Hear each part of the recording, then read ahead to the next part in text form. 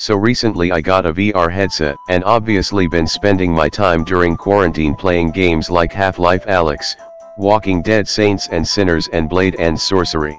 Now seeing how VR is a newer medium of entertainment than normal flat screen gaming, I thought it would be fun to critique the games and offer suggestions. Disclaimer: I don't hate any of the games I'm about to list. These are just suggestions and critiques. Now, as a person who is a big fan of the Telltale Walking Dead games, this game is it, Chief. A lot though. She's not Lizzie, but she's sweet. She wouldn't hurt a fly. It has all the little things from Telltale Walking Dead, like passing through a crowd of walker using walker guts.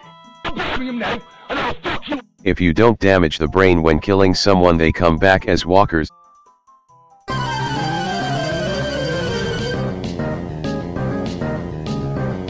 And beans. Here you go.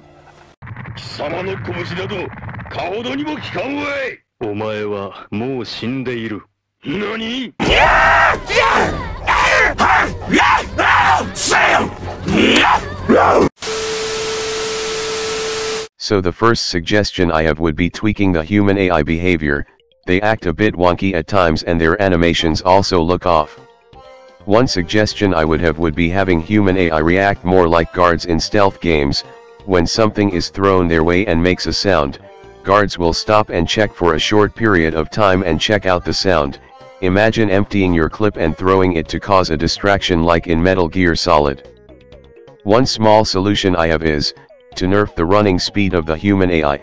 They run way too fast to keep up with, especially when you have stamina. And lastly, a bigger suggestion I have would be having human AI remember you while having more than one way of solving a problem, like in Dishonored, which for the most part Walking Dead Saints and Sinners does in its story segments. But I mean more in the map design to allow for diverse playstyles.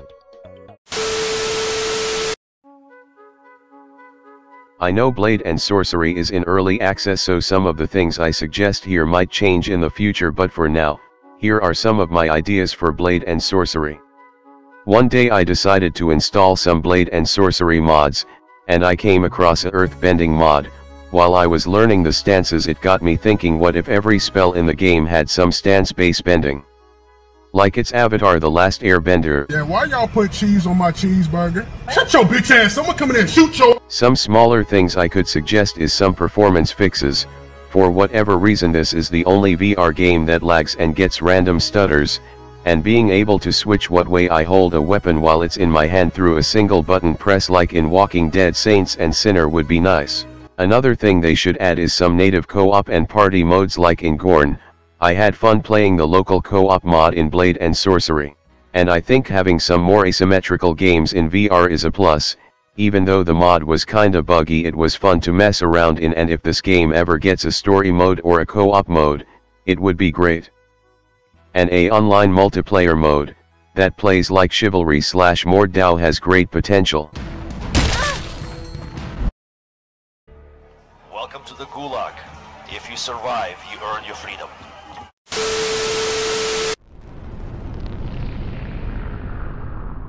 Now, if you've seen any other Half-Life Alyx review or critique videos, I might sound like a broken record, but if you haven't, don't let this video put you off from the game. It's one of the best games/VR games I played. Now I know Valve gave their reason behind why melee weapons are not in the game, but it's kinda a shame you can't use some of the things you find on the ground to use them in combat. The gravity gloves already work really well in gunfights, but imagine being able to pull something towards you and throwing it at enemies. I think it would open up some more gameplay opportunity outside of the main weapons used in a firefight. Now I get Half-Life Alyx is supposed to be a lot of people first VR game, so there are some accessibility accommodations, but if you have your VR legs already, you should be able to have some more options when it comes to how you want to play. Now the map was made around this fact, so I think being able to run would be pointless, but it would be nice to be able to at least speed walk, so you don't have to teleport everywhere just to get somewhere faster, while being able to disable feather falling, and maybe allowing people to jump. These options don't have to be on by default, but after seeing the ending of Half-Life Alyx, I think the next Valve project is going to be a lot looser to this, if the game is in VR.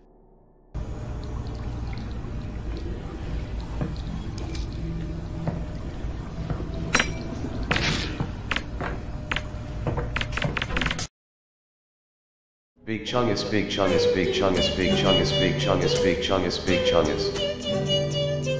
Not wholesome 3000. Emoji are a bra moment, not wholesome. Keanu Reeves moment, Elon Musk said 69,420. Anyways, we are near the end of the video. I tried a new format this time around. If you enjoyed it, please consider leaving a like, a subscription, or sharing the video. It would help me grow.